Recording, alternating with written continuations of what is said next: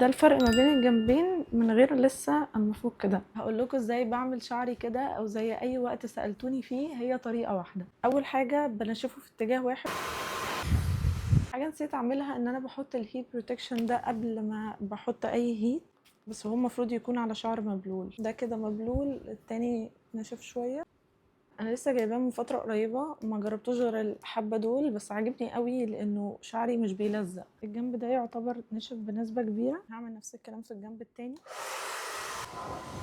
بعد لما الجنبين نشفوا هبدا اعمل شعري على طول.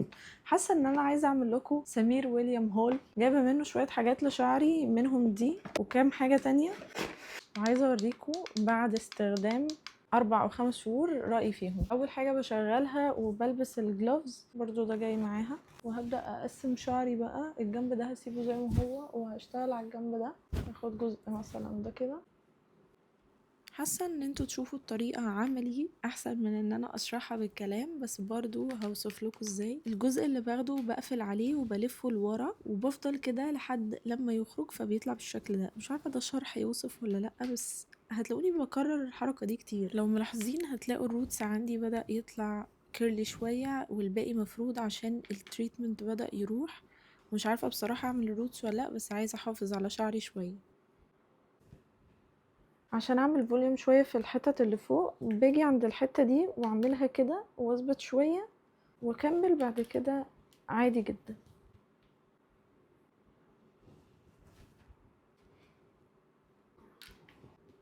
ده الفرق ما بين الجنبين من غير لسه اما افك ده. هعمله برضو لورا، هعمل بنفس الطريقة للآخر.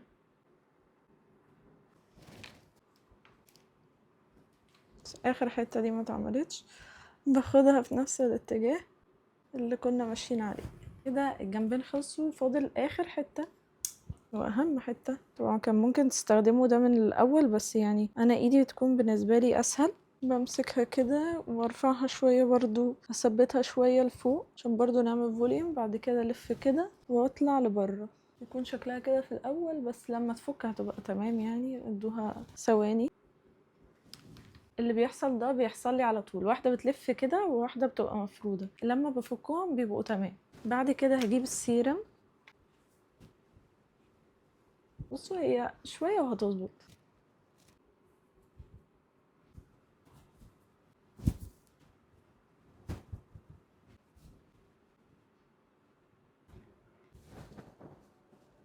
فكي بقى.